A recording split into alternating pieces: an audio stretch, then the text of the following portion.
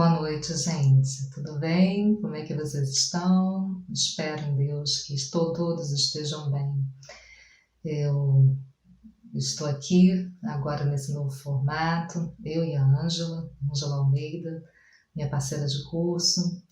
Eu sou a Márcia Carneiro e nós vamos dar continuidade ao curso Ser Consciente. Ele é realizado na nossa casa às quintas-feiras, né, no Seja Barro, às 20 horas, e de forma presencial. Então, agora a gente está nesse novo formato, através de videoaulas, devido à necessidade de estarmos reclusos nos nossos lares.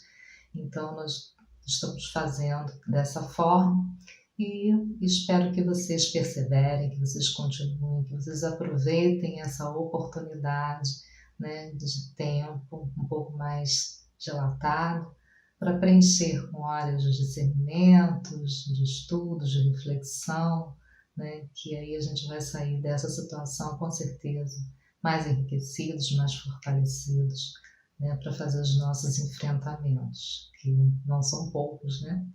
Então vamos dar continuidade, como sempre na nossa casa a gente faz no Evangelho, né? Antes de começar a aula. Então daqui faremos da mesma forma e pedimos a vocês que vocês acompanhem, em seguida a prece, né? E vamos nos conectar com essa espiritualidade amiga que nos ampara, que nos socorre, que nos protege aí de tantas situações, né? Então, vamos lá.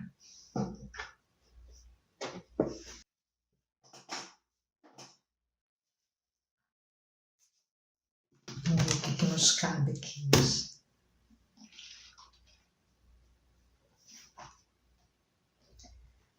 Bem-aventurados os que são misericordiosos. Queridos amigos, sede severos convosco e indulgentes para as fraquezas dos outros. Esta é uma prática da santa caridade que ainda muito poucas pessoas respeitam. Todos vós tendes mais tendências para vencer, defeitos para corrigir, hábitos para modificar. Todos vós têm um fardo mais ou menos pesado do qual vos deveis livrar para conseguir alcançar o alto da montanha do progresso. Porque então sois tão clarividente para com o próximo e tão cego para vós mesmos.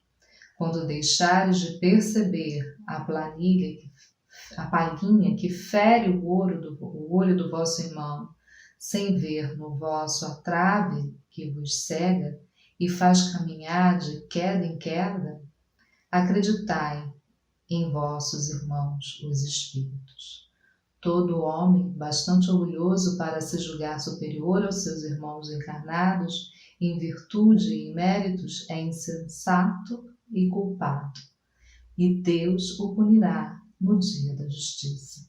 A verdadeira característica da caridade é a modéstia e a humildade, que consiste em ver os defeitos dos outros apenas superficialmente, procurando destacar o que tem de bom e virtuoso. Porquanto, se o coração humano é um abismo de corrupção, sempre existe, e em alguma das suas partes mais secretas, o germe dos bons sentimentos, centelha divina da essência espiritual.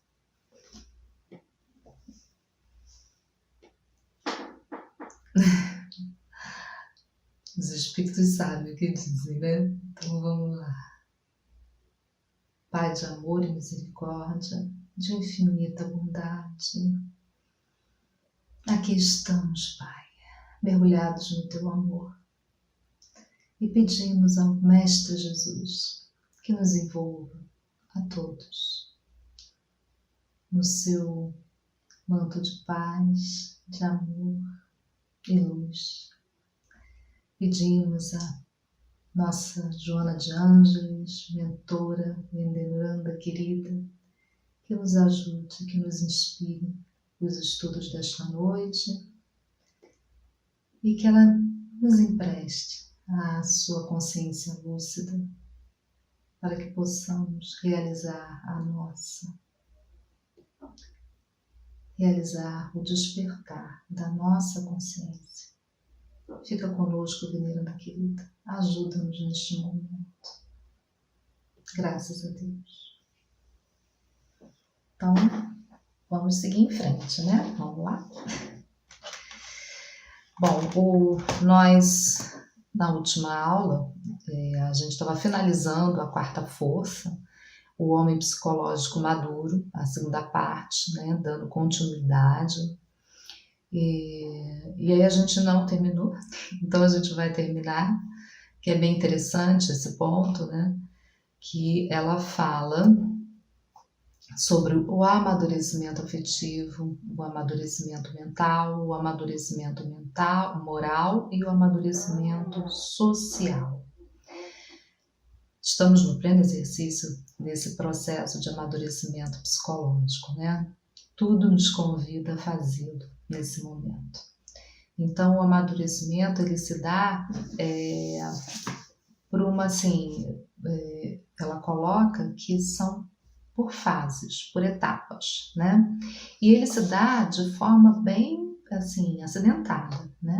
É através de exercícios, de repetições, né?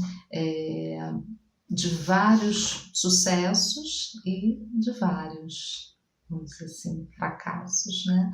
Mas que a gente está sempre repetindo os processos para a gente poder realmente ir amadurecendo e completando, porque é um quadro muito completo, né? A individualidade humana.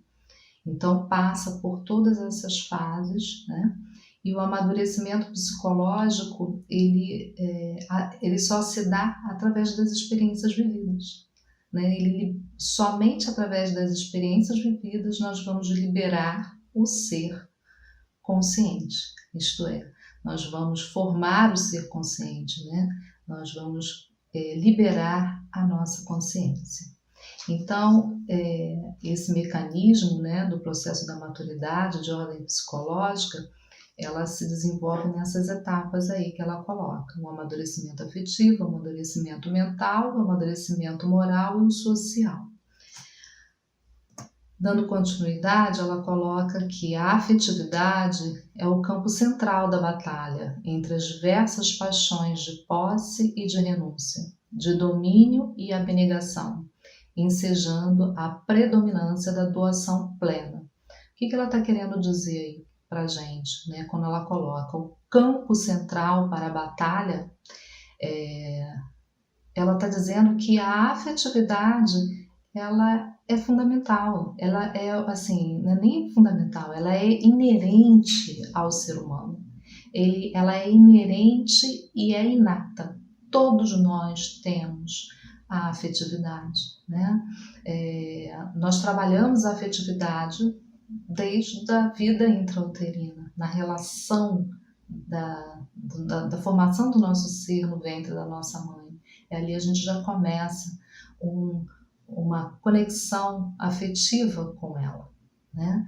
E segue por todas as etapas da nossa vida, né? O ser maduro, né, afetivo, ele quando amadurece, ele esplende e supera-se, como ela fala, porque ele sai das suas necessidades egocêntricas para uma doação plena, né? Então é quando ele está amadurecido afetivamente, quando a gente sente a necessidade de doar, de dar de nós, tá? Então o próximo passo é o amadurecimento mental. E graças à compreensão de que a vida é rica de significados e o seu sentido é a imortalidade, né, nós vamos ganhando esse amadurecimento mental, quando a gente faz essa compreensão. Porque a partir do momento que a gente compreende que o sentido da vida é a imortalidade, né, isso por si só já nos coloca numa condição muito mais madura, né? Porque nós vemos a impermanência das coisas, né? A gente percebe que tudo é transitório e que nós, em todas as nossas experiências, estamos fazendo o exercício de sermos exatamente aquilo que já somos, mas que ainda não estamos. Nós vamos estar plenos, com certeza, um dia, né? Então, com essa identificação, os nossos interesses, as paisagens mentais começam a se clarear com o sol da razão. E começa a consubstanciar a fé no homem, né? Na vida e em Deus. Então a vida ganha um outro colorido, um outro significado, quando a gente está maduro afetivamente. E a partir daí ela traça, né, a próxima fase, o amadurecimento mental. O amadurecimento mental, ela coloca que se adquire pela emoção e pelo conhecimento que discerne os valores constitutivos da filosofia existencial, né? Eu começo a compreender por que eu estou aqui, para quê e como fazer para superar, né, a mim mesmo do que eu estou agora e caminhar, né, colocando setas, metas para aquilo que realmente eu quero atingir. Na realidade, nós queremos atingir a plenitude, nós mesmos, né? Então, os valores constitutivos da filosofia existencial amplia as perspectivas da realização completora. Somente após lograr o amadurecimento afetivo, consegue o mental, por encontrar-se livre dos constrangimentos das pseudo-necessidades emocionais. Né? Eu começo a me libertar de querer as coisas para mim. Eu preciso ser amada, eu preciso que gostem de mim, que me aceitem, que me aprovem, né? Então eu começo a sair dessas necessidades emocionais, né? Eu já começo a pensar sobre mim, começo a me conhecer, saber quem eu sou, e aí com esse amadurecimento mental eu faço escolhas. Eu começo a entender que é melhor dar e não exigir para receber, porque o ato de dar de mim mesma para a vida e para tudo que faço, né, de forma livre, né, de qualquer constrangimento, como eu sou nesse momento, eu começo realmente a caminhar para esse amadurecimento, né? Ela coloca aqui que mais à frente, que para que ocorra esse amadurecimento, se torna indispensável pensar. Nós precisamos aprender a pensar, né? Ela coloca que pensar também se aprende, porque a gente, exercitando a mente, nós vamos ampliar a nossa capacidade de discernir. E aí, quando começamos a discernir, né, logo vai se apresentar o desafio do amadurecimento moral. E o amadurecimento moral, ele é responsável pela superação dos instintos, das sensações grosseiras e imediatistas. Então, quando nós conseguimos alcançar, né, quando estamos amadurecendo o nosso moral, a gente já sabe controlar, começa a saber controlar os nossos instintos.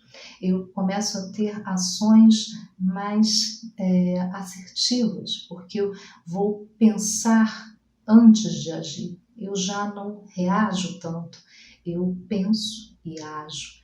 Eu consigo trabalhar as minhas sensações grosseiras e imediatistas.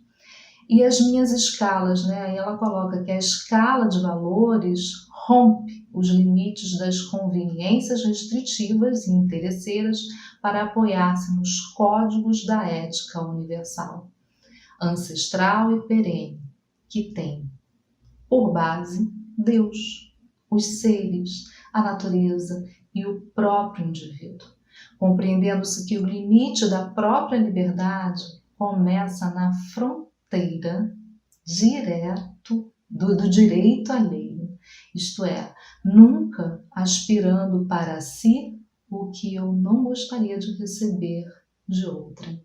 Então, nós vamos entender que esse rompimento que se dá com o amadurecimento moral, né, das conveniências restritivas, ele se rompe porque eu já consigo perceber a ética universal, que são as leis de Deus. Eu começo a fazer contato com essa lei, que elas estão gravadas na minha consciência. Então, essas leis são os códigos de ética universal. Eu começo a entender o que Jesus veio nos ensinar, o que Jesus veio nos deixar como roteiro seguro, que é a lei de amor do Pai. Né? Amar o próximo como a si mesmo.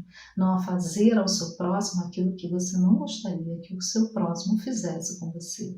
Então você já começa a amadurecer moralmente.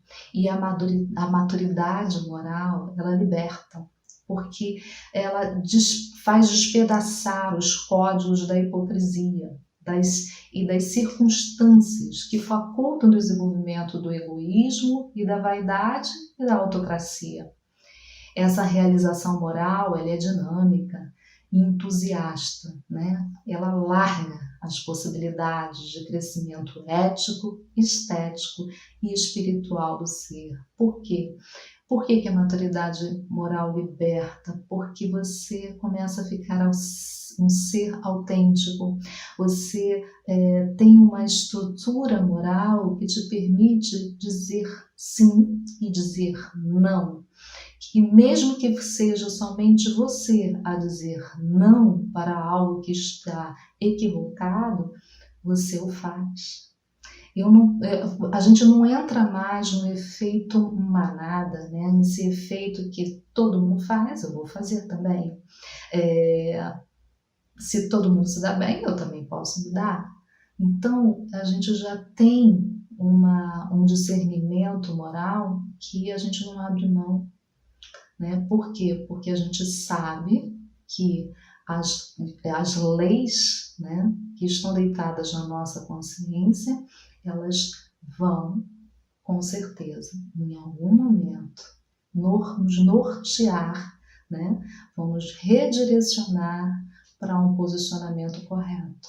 E nesse momento que ela faz essa manobra, dói, a gente sofre. Né? Porque quando a gente se afasta das leis do Pai, chega a mandor para mostrar, olha só, não está muito legal o teu comportamento, vamos trabalhar isso. E muitas vezes somos rebeldes e a gente não aceita e aí acabamos sofrendo com tudo. Então, ela dá essa possibilidade de nos libertarmos.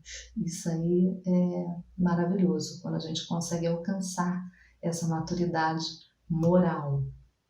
E dois sensos morais surgem no contexto da maturação.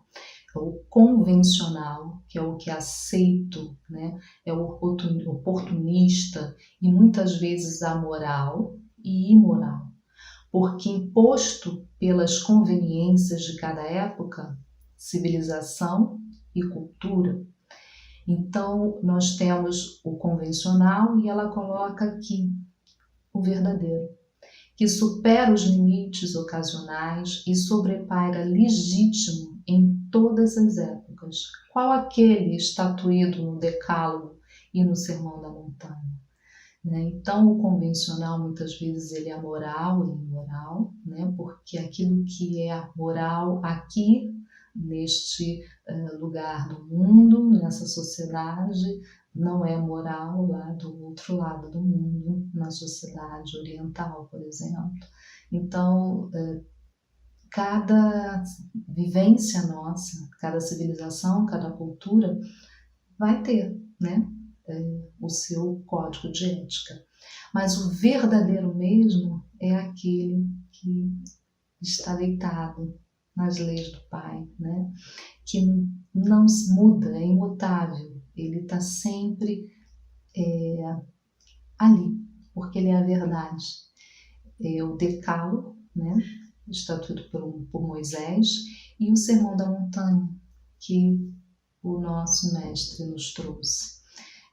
Um sábio do Oriente, ele chegou a dizer que se todas as escrituras sagradas, né, se perdessem e ficasse só o Sermão da Montanha, nós não teríamos perdido absolutamente nada, porque ali está, né, todo o código, vamos dizer assim, o roteiro, né, da nossa conduta, do que a gente realmente deve realizar em nós. E quando realizamos, né, essas leis em nós nos planificamos. E aí nós passamos a fazer parte dessa verdade. Nós também vamos ser a própria verdade. Então, esse código de ética universal, né, que é a lei do amor, ele foi muito bem estabelecido. Acho que é um dos textos, dos pensamentos que chegaram através do nosso mestre para a humanidade, que se nós seguíssemos, nos libertaríamos. Com certeza, no momento em que nós realizarmos em nós o Sermão da Montanha, seremos o liberto. A conquista da maturidade moral verdadeira torna-se indispensável para a realização do ser e da sociedade geral. Vencida essa etapa, né, da maturidade moral, vem a maturidade social. Porque quando qualquer ser que se eleva, a sociedade também se eleva. Assim como qualquer ser que cai, a sociedade também cai. Então, o nosso progresso, a nossa evolução, todo o nosso esforço para melhorarmos as nossas ações, para nos tornarmos conscientes, congruentes com o nosso pensar, com o nosso sentir, com o nosso falar e com o nosso agir, com certeza vai repercutir no todo, porque toda ação nossa repercute no todo. Então, quando vencemos, quando conquistamos a maturidade moral, nós atingimos a maturidade social.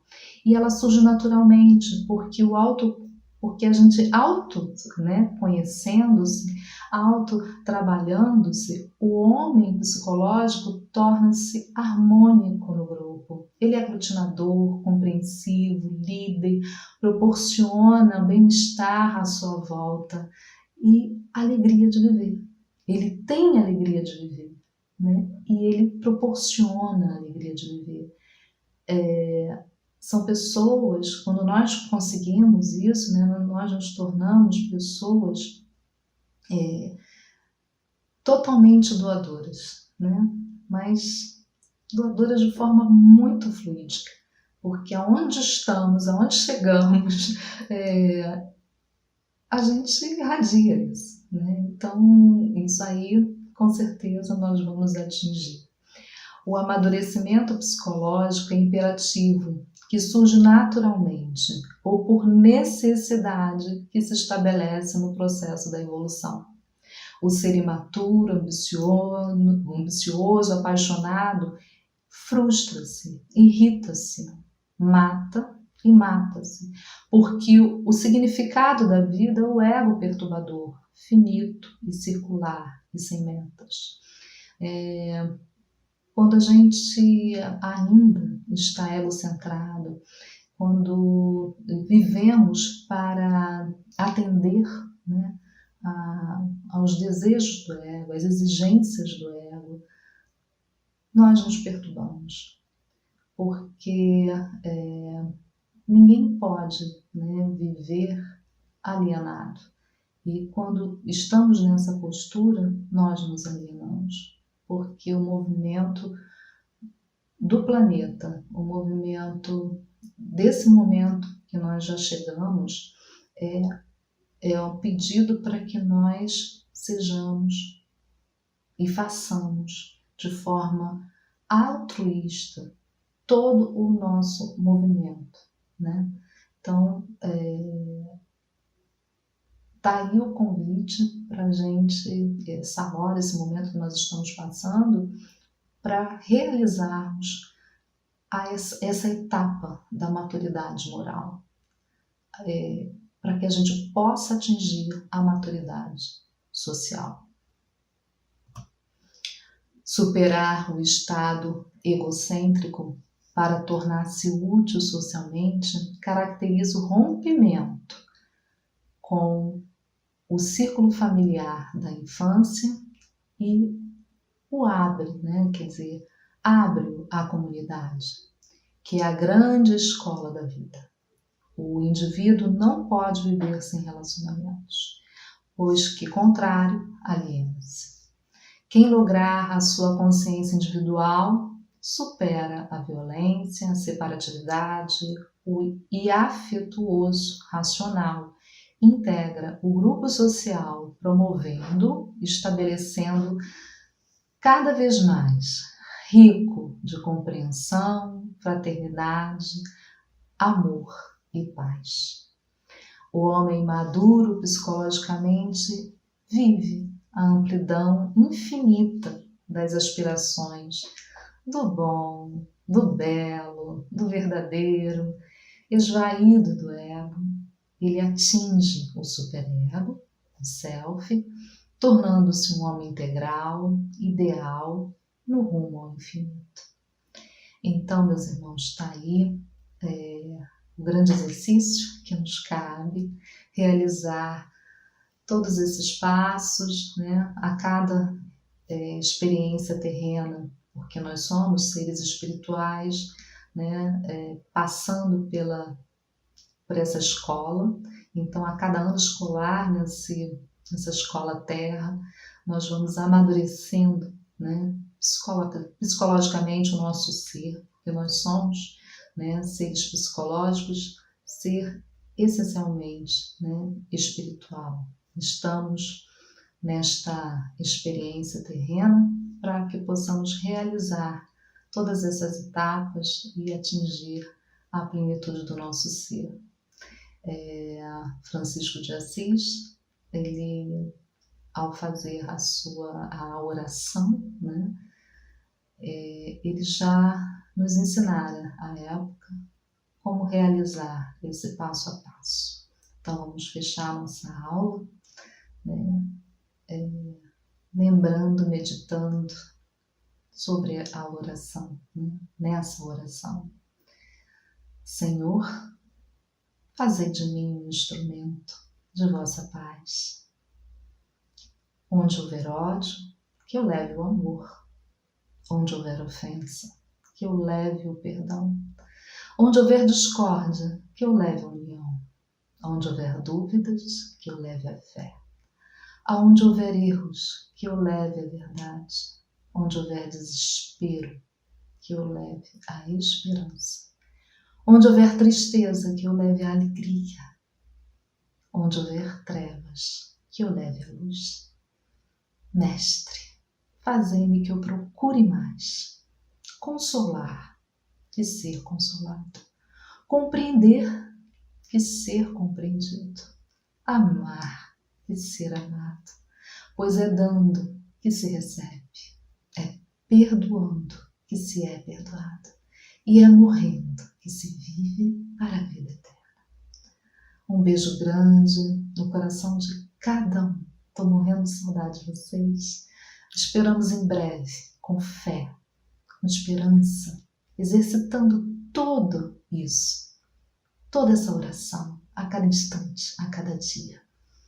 E com certeza em breve estaremos juntos, reunidos, como irmãos e grande família que somos, presencialmente. Mas por enquanto, vamos ficar reclusos e aproveitar a quietude, fazer silêncio interior, como ensina a nossa Joana, para mergulharmos e retirar de lá, como ela diz, a ganga, e lapidar para que ela possa reluzir por onde passarmos. Um beijo no coração. Fiquem com Deus.